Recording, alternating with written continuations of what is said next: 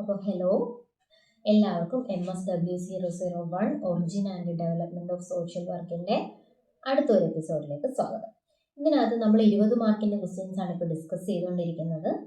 ഏറ്റവും ഇമ്പോർട്ടൻ്റ് ആയിട്ട് 20 മാർക്കിനും 10 മാർക്കിനും 5 മാർക്കിനും 4 മാർക്കിനും ഒക്കെ ക്വസ്റ്റ്യൻ വന്നിട്ടുള്ള ഒരു പോർഷനാണ് NASW കോഡ് ഓഫ് എത്തിക്സ്. അതാണ് നമ്മൾ ഇന്ന് ഡിസ്കസ് ചെയ്യുന്നത്. അപ്പോൾ എന്താണ് NASW? 1999 വന്നത് കേട്ടോ. National association, NASW, national association for social workers. 1999 വന്ന national association for social workers ആണ് NASW. ഇവർ social worker as A profession പാലിക്കേണ്ട കുറച്ച് നിയമാവലികൾ കൊണ്ടുവന്നു. അതാണ് കോഡ് ഓഫ് എത്തിക്സിൽ പറയുന്നത്. അപ്പോൾ സോഷ്യൽ വർക്കേഴ്സ് പാലിക്കേണ്ട കാര്യങ്ങളാണ് കോഡ് ഓഫ് എത്തിക്സ് എന്ന് പറയുന്നത്. ഓക്കെ, ഇതിൽ ആദ്യം ഒരു പ്രിയാമ്പിൾ ഉണ്ട്. അതൊരു റിട്ടേൺ ഫോർമാറ്റ് ആണ്. അപ്പോൾ അതിനാദ്യം പ്രിയാമ്പിൾ ഉണ്ട്, ആമുഖം. ആമുഖത്തിൽ പറഞ്ഞിരിക്കുന്നത് സോഷ്യൽ വർക്കറിൻ്റെ പർപ്പസ്, ഒബ്ജക്റ്റീവ് നമ്മൾ ഓൾറെഡി ഡിസ്കസ് ചെയ്തിട്ടുണ്ട്. ആ കാര്യങ്ങളൊക്കെ പ്രിയാമ്പിളിൽ പറയുന്നുണ്ട്. ഒരു സോഷ്യൽ വർക്ക് എന്നുള്ളതിൻ്റെ പർപ്പസ് എന്താണ്, ഒബ്ജക്റ്റീവ് എന്താണ് എന്നൊക്കെ ഉള്ളത്. കൂടാതെ സോഷ്യൽ വർക്കർ എങ്ങനെയുള്ള ഒരാളായിരിക്കണം, ഇതൊക്കെയാണ് പ്രിയാമ്പിളിൽ ഡിസ്കസ് ചെയ്തിരിക്കുന്നത്. പ്രിയാമ്പിൾ നമുക്ക് അതിനകത്ത് കുറച്ച് ഇമ്പോർട്ടൻ്റ് ആയിട്ടുള്ള പോയിന്റ്സ് നോക്കാം. എസ്സേയിലൊക്കെ 20 മാർക്കിന് എഴുതാൻ നിങ്ങൾക്ക് ഉപകരിക്കും. പ്രിയാമ്പിൾ എന്ന് പറയുന്നത് ഡിസ്കസ് ചെയ്തത് സോഷ്യൽ വർക്കിൻ്റെ പ്രൈമറി മിഷൻ എന്ന് പറയുന്നതാണ്. പ്രൈമറി മിഷൻ എന്താണ്? It's the well being of human being, to protect the rights and to secure the basic needs of human life for all people. അപ്പം പ്രൈമറി മിഷൻ ആണ് human well being, all basic needs for all people, all human rights for all people കേട്ടോ. ഇനി ഇത് കൂടാതെ തന്നെ special attention കൊടുക്കേണ്ടതായിട്ടുള്ള vulnerable ആയിട്ടുള്ളവർ, poor ആയിട്ടുള്ളവർ, ഒപ്രസ്ഡ് ആയിട്ടുള്ളവർക്ക് പ്രത്യേകം പരിഗണന നൽകുന്നതിനെ പറ്റി അവരുടെ ഒരു മെയിൻ മിഷനാണ് സോഷ്യൽ വർക്കറിൻ്റെ കേട്ടോ. Special attention to empowerment of vulnerable, oppressed, poor and people who live in poverty. Okay, അതുപോലെ തന്നെ ഇൻഡിവിജ്വലിൻ്റെ വെൽബീയിങ്ങും നോക്കുന്നുണ്ട്. ഹ്യൂമൻ വെൽബീയിങ് എന്ന് പറഞ്ഞാൽ ഇൻഡിവിജ്വലിൻ്റെ വെൽബീയിങ്ങും കൂടെയാണ്, അതുപോലെ തന്നെ സൊസൈറ്റിയുടെ, ഒരു സൊസൈറ്റിയുടെ മൊത്തം വെൽബീയിങ് കൂടെയാണ്. രണ്ടും കൺസിഡർ ചെയ്യുന്നുണ്ട്. ഇതൊക്കെ പ്രൈമറി മിഷനിൽ വരുന്ന കാര്യങ്ങൾ. ഇനി സോഷ്യൽ വർക്കിൻ്റെ ഫണ്ടമെൻ്റൽ ആയിട്ടുള്ള കാര്യം എന്താണ്? അത് ഒരു പ്രോബ്ലത്തെ ബേസ് ചെയ്തതായിരിക്കും. ഒരു സോഷ്യൽ പ്രോബ്ലത്തെ ബേസ് ചെയ്തിട്ടുള്ളതാണ് ഫണ്ടമെൻ്റൽ ടു സോഷ്യൽ വർക്ക്. എന്താണ്? അറ്റൻഷൻ ടു ദ എൻവയോൺമെൻ്റൽ forces that create, contribute to and address problems in living. അതാണ് fundamental of social work. Attention to എൻവയോൺമെൻ്റൽ ഫോഴ്സസ് ദാറ്റ് ക്രിയേറ്റ് ചെയ്യുക, അല്ലെങ്കിൽ കോൺട്രിബ്യൂട്ട് ചെയ്യുക, അല്ലെങ്കിൽ ആ പ്രോബ്ലമെ അഡ്രസ് ചെയ്ത് സംസാരിക്കുന്ന എൻവയോൺമെൻ്റൽ ഫോഴ്സസ്, അതാണ് അതിൻ്റെ ഫണ്ടമെൻ്റൽ. ഓക്കെ, ഈ സോഷ്യൽ വർക്കേഴ്സ് എന്തൊക്കെയാണ് പ്രൊമോട്ട് ചെയ്യുന്നത്? സോഷ്യൽ ജസ്റ്റിസ് പ്രൊമോട്ട് ചെയ്യുന്നുണ്ട്. അതുപോലെ ഒരു സോഷ്യൽ ചേഞ്ച് കൊണ്ടുവരുന്നുണ്ട്. ഒന്നെങ്കിൽ ആ ക്ലയൻറ്റിനെ തന്നെ മാറ്റും. ആ ക്ലയൻറ്റിൻ്റെ എന്തെങ്കിലും സ്വഭാവമാണ് മാറ്റുന്നുണ്ടെങ്കിൽ ആ ക്ലയൻറ്റിനെ തന്നെ മാറ്റും. അല്ലെങ്കിൽ ആ ക്ലയൻറ്റിന് വേണ്ടി ആ ക്ലയൻറ്റ് ഉള്ള എൻവയോൺമെൻറ്റ് മാറ്റും. അങ്ങനെ എന്തെങ്കിലും ഒരു സോഷ്യൽ ചേഞ്ച് കൊണ്ടുവരും. ഇതും സോഷ്യൽ വർക്കറിൻ്റെ ഒരു അത്യാവശ്യമാണ്. സോഷ്യൽ വർക്കർ അതിനൊക്കെ ആവശ്യമാണ്. Okay, social worker promotes social justice and social change with the client or on behalf of client. പിന്നെ ക്ലയൻസ് എന്ന് പറയുന്നത് ആരെയൊക്കെയാണ്? ക്ലയൻറ്റ് എന്ന് പറയുന്നത് ഒരു ഇൻഡിവിജ്വൽ ആകാം, ഒരു ഫാമിലി ആവാം, ഒരു ഗ്രൂപ്പ് ആകാം, ഒരു കമ്മ്യൂണിറ്റി ആകാം, ഒരു ഓർഗനൈസേഷൻ ആകാം.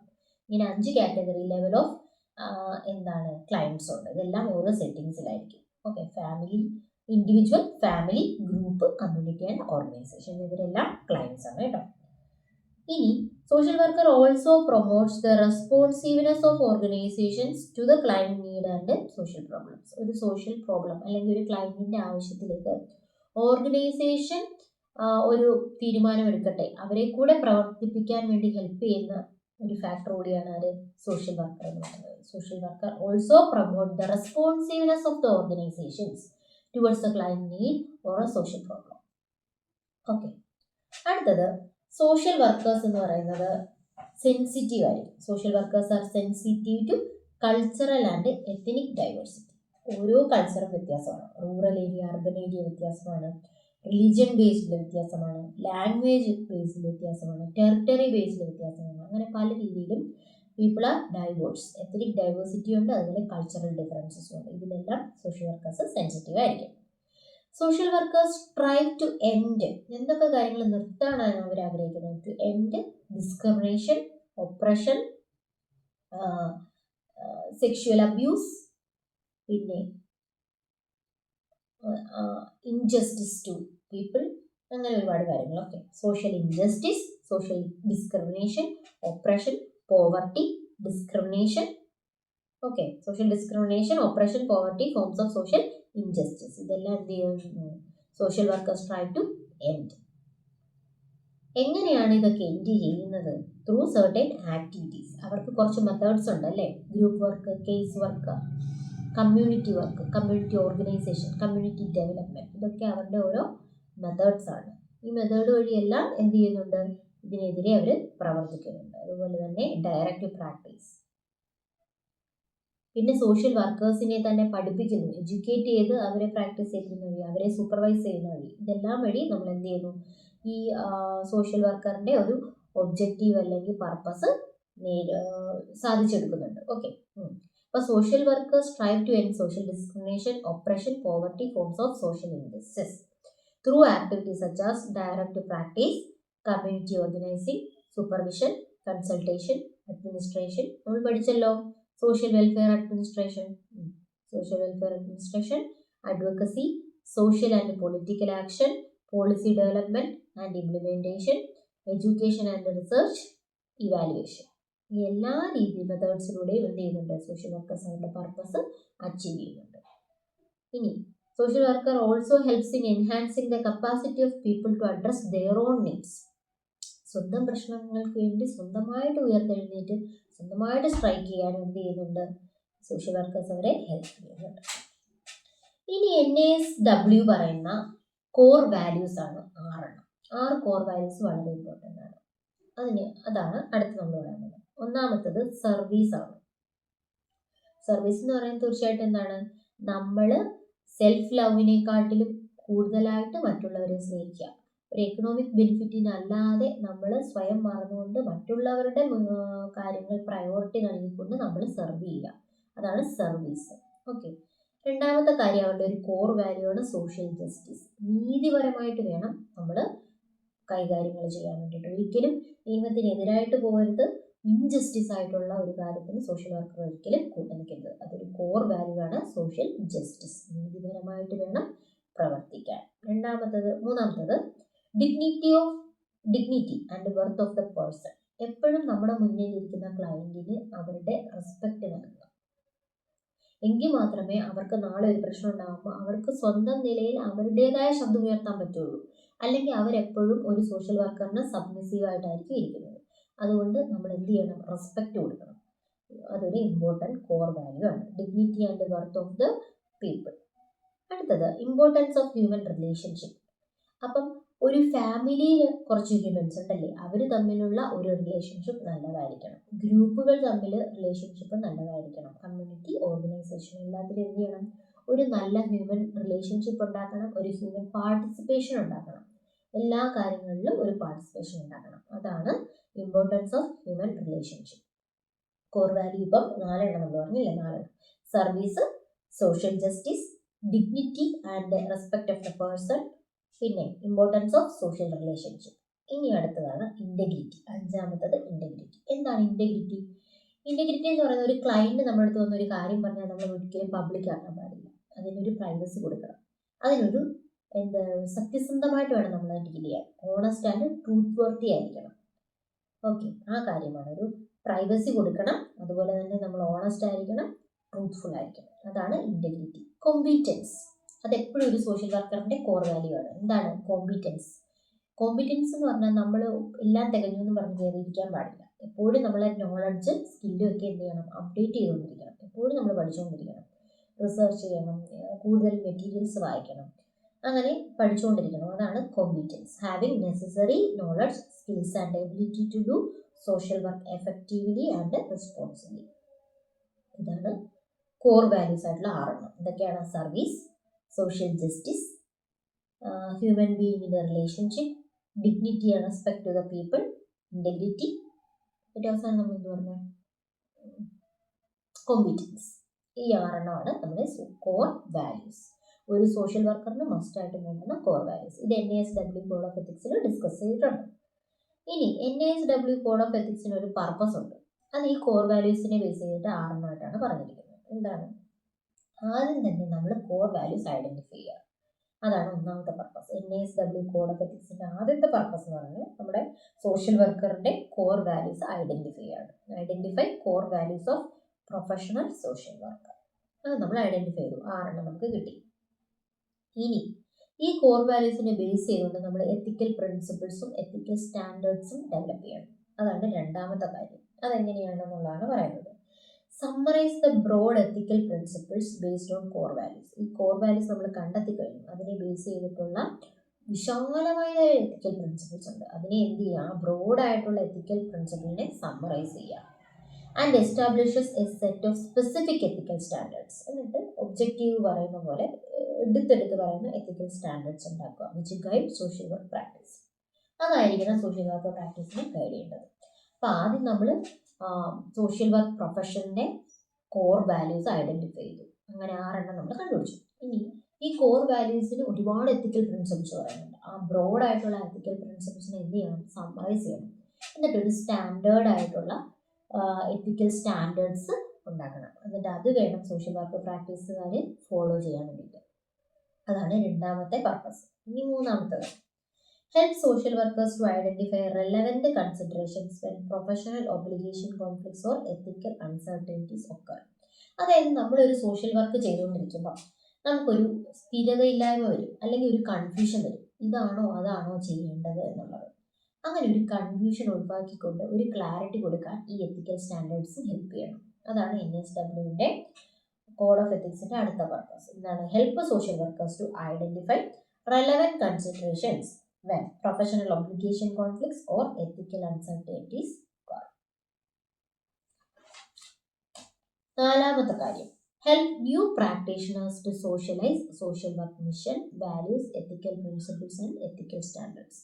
അപ്പം NASWന്റെ കോഡ് ഓഫ് എത്തിക്സ് വായിച്ച് മനസ്സിലാക്കിയിട്ട് വരുന്ന ഒരു സോഷ്യൽ വർക്കർ ആണെങ്കിൽ അവർക്ക് കോർ വാല്യൂസ് ഒക്കെ ഐഡന്റിഫൈ ചെയ്യാൻ പറ്റും. അതുപോലെ തന്നെ ബ്രോഡായിട്ടുള്ള എത്തിക്കൽ പ്രിൻസിപ്പിൾസ് അറിയാൻ പറ്റും. അതിൽ നിന്ന് സമ്മറൈസ് ചെയ്തിട്ടുള്ള സ്റ്റാൻഡേർഡ് എത്തിക്കൽ സ്റ്റാൻഡേർഡ്സ് മനസ്സിലാക്കാൻ പറ്റും. പിന്നെ ഒരു എന്തെങ്കിലും ഒരു കോൺഫ്ലിക്റ്റ് വരികയാണ്, അവരുടെ ഒരു എത്തിക്കൽ വാല്യൂ തമ്മിലും അവർ വർക്ക് ചെയ്യുന്ന ഓർഗനൈസേഷൻ്റെ പ്രിൻസിപ്പിൾസ് തമ്മിലും ഒക്കെ ഒരു കോൺഫ്ലിക്റ്റ് വരുവാണെങ്കിൽ എന്താണ് നമ്മൾ ചെയ്യേണ്ടത് എന്നുള്ളൊരു ഐഡിയ കിട്ടും.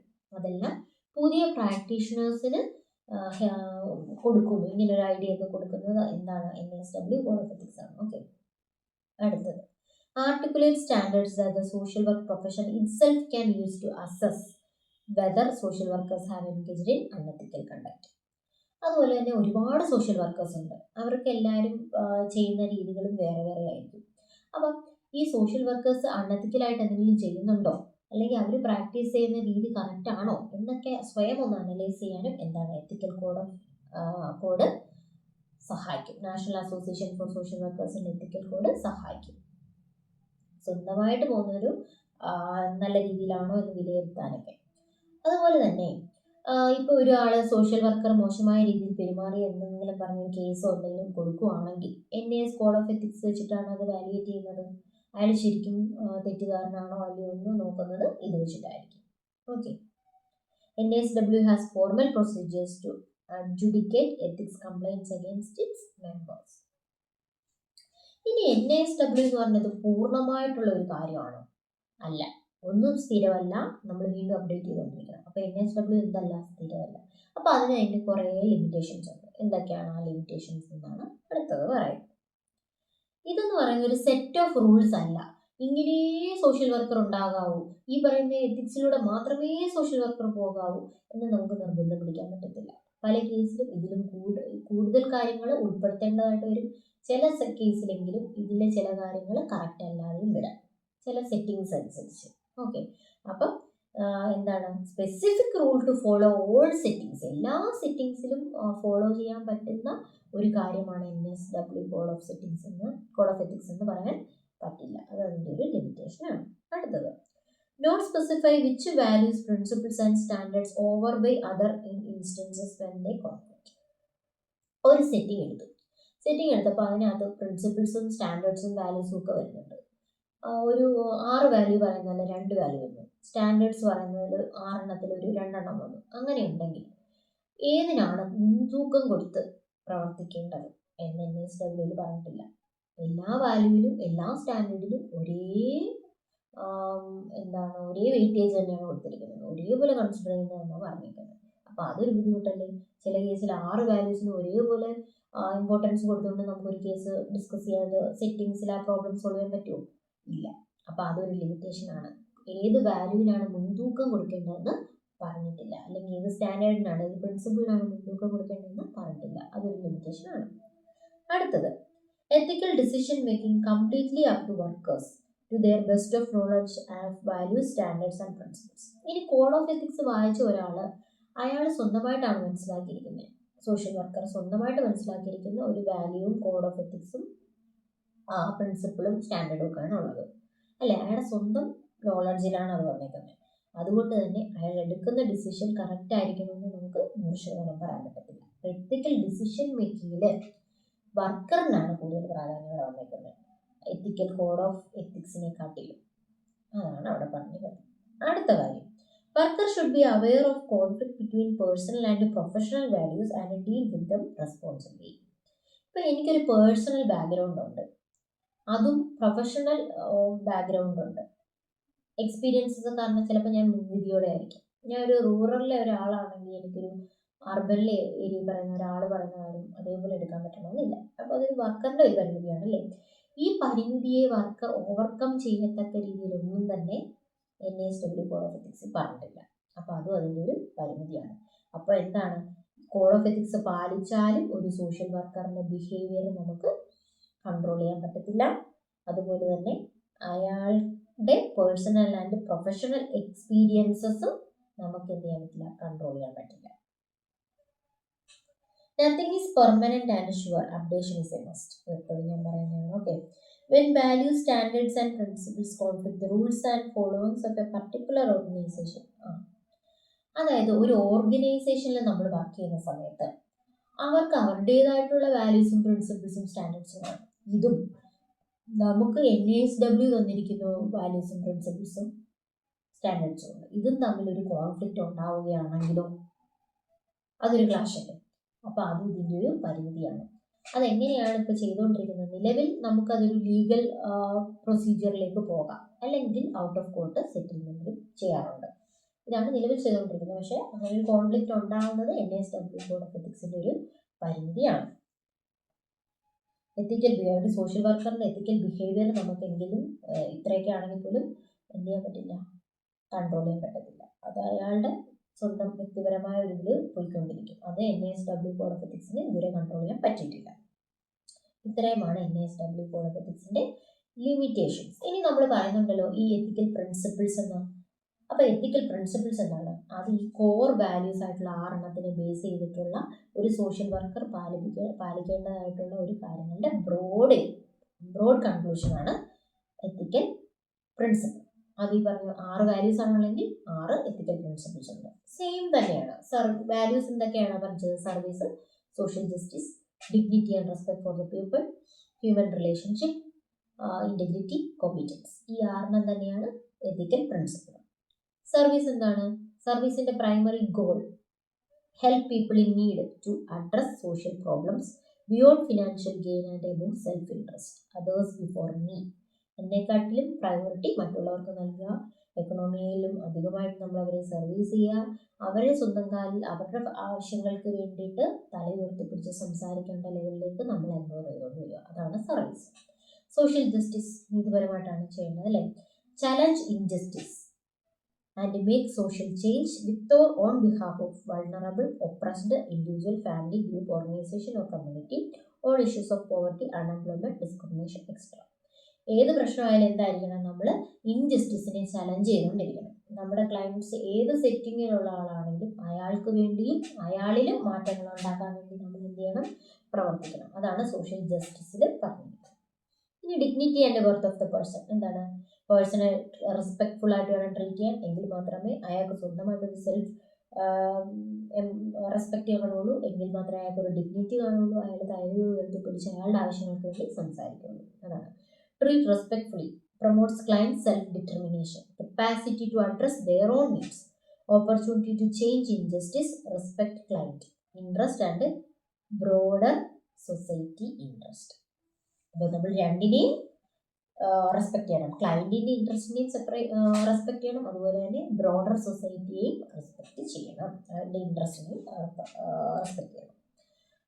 നാലാമത്തത് ഇമ്പോർട്ടൻസ് ഓഫ് ഹ്യൂമൻ റിലേഷൻഷിപ്പ്. എന്താണ്? Between individual among the families, groups, communities, അങ്ങനെ എന്തായിക്കൊണ്ടിരിക്കണം. Okay. Between and among people is must for change. ചേഞ്ചിന് ഹ്യൂമൻ റിലേഷൻഷിപ്പ് അത്യാവശ്യമാണ്. റെവല്യൂഷൻ അത്യാവശ്യമാണ്. Engage people as partners in the helping process. അപ്പോൾ ഒരു change അല്ലെങ്കിൽ ഒരു റെവല്യൂഷൻ ഉണ്ടാവുക എന്ന് പറയുന്ന ഒരു പ്രോസസ്സിനെ ഹെൽപ്പ് ചെയ്യാൻ വേണ്ടി എന്ത് ചെയ്യുക? ഈ ആൾക്കാരോട് കൂടി ഹെൽപ്പ് ചെയ്യാൻ പറയാം. അപ്പോൾ ഇവരും കൂടെ അതിൻ്റെ ഒരു ഭാഗമായിട്ട് മാറും. അങ്ങനെ ഹ്യൂമൻ റിലേഷൻഷിപ്പ്. ഓക്കെ. ഇൻറ്റഗ്രിറ്റി എന്താണ്? പറഞ്ഞ കാര്യങ്ങൾ ഒരു സീക്രസി, പ്രൈവസി മെയിൻറ്റെയിൻ ചെയ്യുക, ഓണസ്റ്റ് ആയിരിക്കണം, ട്രൂത്ത്ഫുൾ അപ്രോച്ച്. കോമ്പീറ്റൻസ് എന്താണ്? നോളജും സ്കില്ലും അപ്ഡേറ്റ് ചെയ്തുകൊണ്ടിരിക്കണം. അത് പ്രാക്ടീസിൽ അപ്ലൈ ചെയ്യണം. അത്രയാണ് എത്തിക്കൽ പ്രിൻസിപ്പിൾസ്. ഇനി എത്തിക്കൽ സ്റ്റാൻഡേർഡ്സ്. എത്തിക്കൽ സ്റ്റാൻഡേർഡ്സ് നമുക്ക് 6 തന്നെയാണ് ഉള്ളത്. അതെന്താണ്? സ്റ്റാൻഡേർഡ്സ് ആരോടാണ് എന്നുള്ളതാണ് ഇമ്പോർട്ടൻ്റ് കേട്ടോ. Social worker should be ethically responsible. ഒരു സോഷ്യൽ വർക്കർ എത്തിക്കലി റെസ്പോൺസിബിൾ ആയിരിക്കണം. ടു ആരുടെയൊക്കെ? Social worker should be ethically responsible to the client, to the colleagues, to the society, broader society interest, പിന്നെ to social work profession. ഈ 4 കാര്യങ്ങളാണ് 4 ethical standards. എന്താണ്? Social worker should be ethically responsible to the society, to the social work profession, to the broader interest of society, പിന്നെന്താണ്? To colleagues, കൂടെ work ചെയ്യുന്നവരുടെ. അടുത്തത് social worker should be ethically responsible as professionals. സ്വന്തമായിട്ട് പ്രൊഫഷണലായിട്ട് അവർ ethically responsible ആയിരിക്കണം. And should be responsible in practice settings. Practice സെറ്റിങ്സിലും അവർ റെസ്പോൺസിബിൾ ആയിരിക്കണം. ഈ 6 കാര്യങ്ങളാണ് എത്തിക്കൽ സ്റ്റാൻഡേർഡ്സിൽ പറഞ്ഞിരിക്കുന്നത്. Social workers should be ethically responsible to the clients, to the colleagues, to the social work profession and to the broader society. 4 അഞ്ചാമത്തത് social worker ethical responsible in practice settings. Social worker should be ethically responsible as professionals. 6. ഇത്രയാണ് NASW code of എത്തിക്സിനകത്ത് പറയുന്നത്. Code of ethics ചോദിച്ചു കഴിഞ്ഞാൽ 6 values ഓർത്ത് വെച്ചേക്കുക. എത്തിക്കൽ principles പറയുക 6 core വാല്യൂസിനെ base ചെയ്തിട്ടുള്ള 6 ethical principles പറയുക. പിന്നെ എത്തിക്കൽ സ്റ്റാൻഡേർഡ്സ് പറയുക. ഇത് 3 മെയിനായിട്ട് പറയേണ്ടത്. പിന്നീട് അതിൻ്റെ പോരായ്മകൾ പറയുക. പിന്നെ പ്രിയാമ്പിളിനകത്ത് ഡിസ്കസ് ചെയ്തിരിക്കുന്ന കാര്യങ്ങൾ പറയുക. പർപ്പസ് പറയുക. പർപ്പസും 6 തന്നെയാണ് കേട്ടോ. കോർ വാല്യൂസ് ഐഡൻറ്റിഫൈ ചെയ്യുക. ബ്രോഡർ ആയിട്ടുള്ള എത്തിക്കൽ പ്രിൻസിപ്പിളിനെ ഒന്ന് സർമനൈസ് ചെയ്യുക. എത്തിക്കൽ സ്റ്റാൻഡേർഡ്സ് മെയിൻറ്റെയിൻ ചെയ്യുക. ഇത്രയാണ് മെയിനായിട്ട് NASW കോഡ് ഓഫ് എത്തിക്സിനെ കുറിച്ച് എനിക്ക് പറയാനുള്ളത്. നോട്ട്സ് ഞാൻ സ്ക്രീൻഷോട്ട് ഇട്ടേക്കാം. അപ്പോൾ അത് ജസ്റ്റ് ഒന്ന് വായിച്ച് നോക്കുക. പിന്നെ essay വേണമൊക്കെ എഴുതാനുള്ളത് നിങ്ങളുടെ ഒരു മൈൻഡ് സെറ്റ് ഉപയോഗിച്ച് എഴുതുക. 20 മാർക്കുള്ള എസ്സേക്ക് ഒരു 35 മിനിറ്റ് കൂടുതൽ മാക്സിമം എടുക്കാൻ പാടില്ല. അപ്പോൾ ഇത്രയൊക്കെ പറയാനുള്ളൂ. All the very best. എല്ലാവരും നന്നായിട്ട് പഠിച്ച് എക്സാം എഴുതുക. 8-ാം തീയതി കാസർഗോഡ്.